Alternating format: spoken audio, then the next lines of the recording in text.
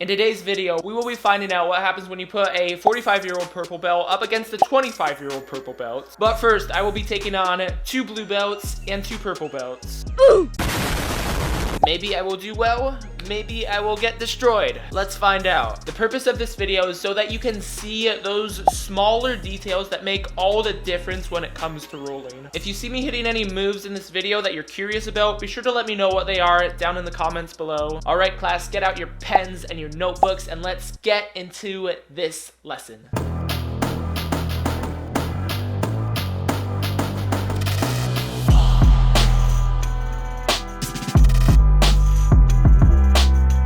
As he scoots in and grabs my collar, I frame on his neck and grab his knee to keep him at bay. I then step in with my left foot and grab his right foot, thinking about going for a leg lock. I then turn to my right, driving my knee across his hip, grabbing his foot and diving forward to lock up a straight ankle lock. I then step on his hip, driving my hips forward to get the finish. As soon as we restart, I grab both his knees as I drive my head into his chest and circle to my right, looking for a guard pass. He attempts to hip in, trying to go into turtle, so I grab a crossface and his hip, get my weight super low, driving it into him to flatten him out and solidify side control.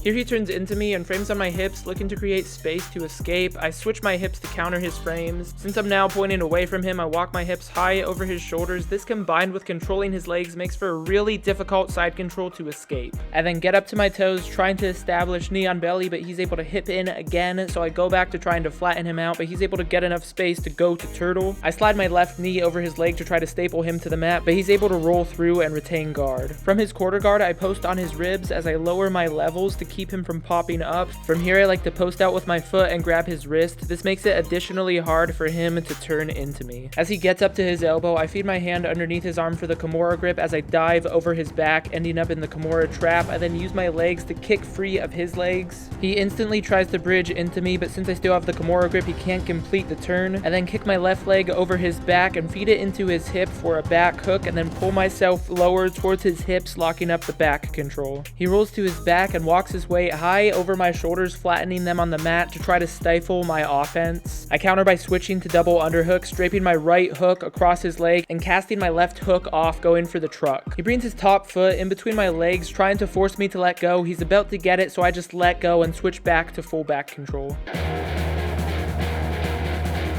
Here he's walked his weight high over my shoulders again, so I release my top hook, attempting to turn into him. As I do, he walks his way out and tries to flatten his shoulders on the mat, so I just bail with my legs, circle out to north-south as I yank his shoulders to the mat, driving my head into his hips to flatten him out. As I'm attacking a Kimura, he bridges hard to create space and is able to go to turtle and try to scramble to escape. I slide my left arm underneath his armpit and circle to my right, locking up a peace sign grip, trying to slide through for the full Darce choke. But he's doing a good job of basing out, preventing me from putting him on his side and locking up the Darce. As I'm trying to finish this Darce, he gets a hold of my leg with his legs, forcing me to bail on my attack and retaining guard. I immediately lower my hips, trying to smash him, grab a hold of both his legs like a double leg, circle to my right, and drive my way into him to solidify side control. From here, I like to drive my hips into his leg, preventing him from bringing it in to retain guard. Here he bridges, turns into me, wrapping up a single leg attack. He then grabs my other foot and tried to finish with an ankle pick. I drop my butt on his shoulders, driving his head into the mat and circling to his hips. He sits the guard and tries to come up, but I drive forward, keeping the pressure on. As I sidestep his guard, looking for another pass, he turns away from me to try to escape. With an underhook, I throw my leg over his side, trying to lock up an armbar. He postures up, so I drive my shin across his face, post on my head and look towards his hip so I can hook his leg, chopping his base out. With some work, I get my leg over his head and hip in for the armbar. Quick guys, he says he won't tap unless you like the video, so go ahead and hit that like button. Please, I really don't want to break his arm.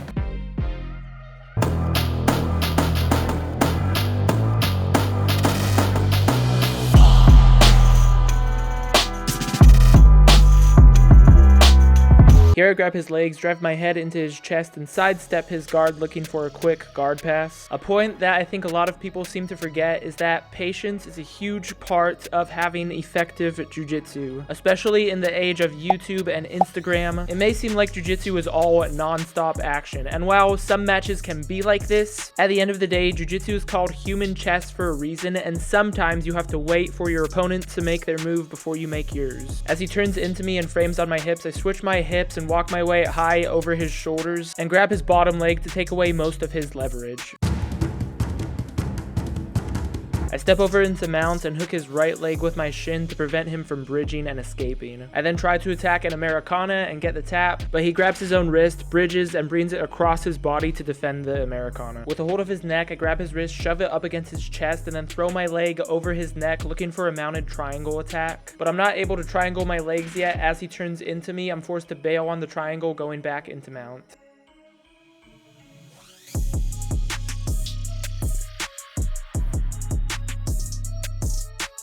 After unproductively looking for a submission from mount for about 2.5 minutes, I decide to transition into side control. He hips in hard, looking to create space. I counter by grabbing a crossface and driving off of my toes to flatten him back out. I then get up on my toes and transition into knee on belly right as the timer goes off.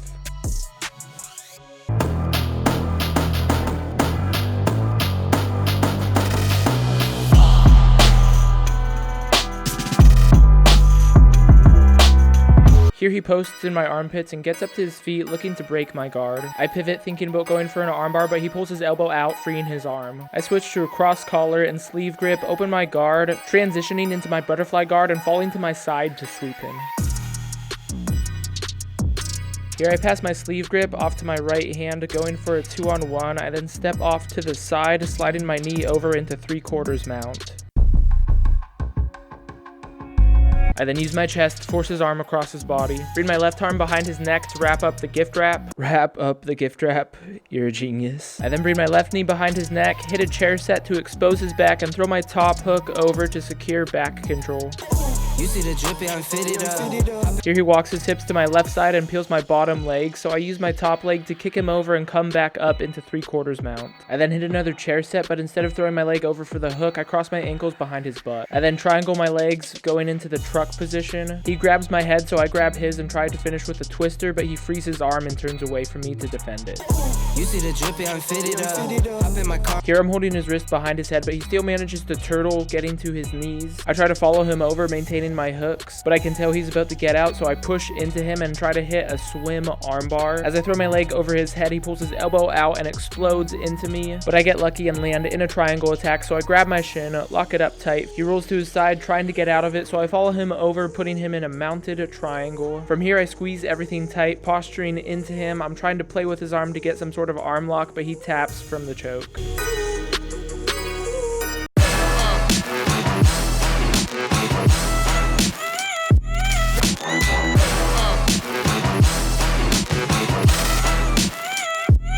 For this round, we start off in the turtle position. As soon as we go, he immediately tries to chop my base out. So I get my hips low and hold my elbows close to my body. Here I grab his knee and turn into him. I then hook his legs so that he can't turn back into me. He throws his legs over my head looking for some sort of choke, but I drive my head into his hips, flattening him out on the mat. He's able to belly down and go to turtle. He then gets an underhook with his right arm, preventing me from circling to his back, and sits through into guard. Here I grab his legs and try to pass to my right, but he goes to turtle right off the bat, preventing me from securing side control. From turtle, I'm a fan of driving my shin across my opponent's leg to prevent them from standing up and running away. Here he tries to roll into me, so I circle to his head, putting him in the front headlock. When I try to circle back to his back, he rolls forward, retaining guard. As I grab his leg and lean forward, trying to initiate a pass, he leans forward too, gets up to his hip, and stands up. With a collar grip, I hop in between his legs, kicking up, putting him off balance, and popping up on a single leg. As I'm trying to pass, he tries to come up with an underhook of his own. So I grab his bottom leg, forcing him back to the mat. Out of the scramble that ensues, I get up to my feet and slide his leg across my body for the leg drag. He tries to hit a shoulder roll into me, so I pop off to the side. With a grip on his gi, I step back and drag him to the mat, driving my head into his hips to keep him flattened out. He bridges hard, so I hook his hip to keep him from turning into me. Since he can't turn into me, he decides to turn away, going into turtle. As he does, I step on his right calf and slide my right hook in, roll over my shoulder, and kick out to put him in the truck. I then pry my right arm underneath his left. I use that to peel his arm over so I can place my head on top of it, driving my right elbow to the mat to keep him from getting his arm back. Next, I grab his head and pull it into me as I drive my hips forward to get the tap.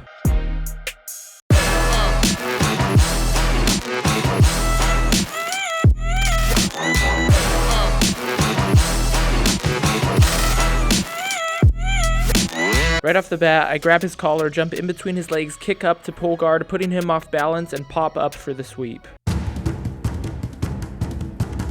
Something to note for all you open guard players is grabbing both the knee and the collar of your opponent. As you can tell right here, I'm having quite a bit of trouble addressing these grips. I get up to my feet, grabbing his knee and hip, looking to Toriando pass, but since he hips out, I grab both of his legs for a double leg pass. Here he's doing a good job of framing and hipping to his side, so I grab his cross collar looking to flatten him out, but he tucks his chin underneath my crossface, so I switch my hips looking away from him. He then hooks my leg trying to pull half guard, so I switch my hips circling to his head. Especially when you're grappling a seasoned opponent, a lot of times a pass is not going to be a pretty one and done thing. You're going to have to keep the pressure on until you solidify a solid position. Here I pull his bottom knee up. As he pulls it back, I slide my knee over for mounts, go for a crossface to flatten him out and solidify the position. Here I lean forward, switch my leg over for knee on belly, and then step off into side control. Here I grab his bottom leg, step my legs over looking for the Khabib position, but he sips up to stifle it, so I cross his face and sit in to take his back with one hook in. As soon as we restart, I throw my top hook in, securing the full back mount. I then feed his lapel to my bottom hand, cast out my hooks, and circle around to his head so I can readjust and throw my hooks in for a better angle. He's able to pull my choking arm in front of his head and get out, so I bail on the choke, instead coming up to mount. I know the timer's about to go off, so I grab his head looking for a mounted armbar, but he's able to buck hard and frame on my hips. I step over his legs, circling to his head and shoving my left arm underneath his armpit looking for a Darce choke, but he's doing a good job of keeping his base and pulls his head out of my front headlock right as the timer goes off. Alright guys, those are all the rounds that we have for today. I hope you enjoyed watching me rolling with some high-level guys and seeing the engagements that we get into. To me, those are some of the funnest rounds you could have when you and your partner are equally matched and you guys just get into some crazy positions that you've never been into before. These videos have been taking me longer and longer to make, so if you enjoyed it, I would appreciate it if you hit that like button. And if you have not seen my face before, I'm Jedi. I've been doing jiu-jitsu for 7 years, and I make quality jiu-jitsu videos every single Friday that you don't want to miss. So be sure to hit that subscribe button and turn on the notification bell so you don't miss any of my future uploads. If you have a gym that you would like me to check out in the future, head on over to my Instagram, Jedi_himself, link down below. Throw me a DM telling me which gym you would like me to check out. That is all for today's video. Thank you guys for hanging out with me this week. I will see you guys next Friday. Remember, stay consistent, and you can do anything. Bye. They love to talk, I don't talk, I get it. Yeah, you know I'm about it, if it kill me, I'ma let it. Run into the bag like I'm so athletic. I've been up since 6, making hits like tennis.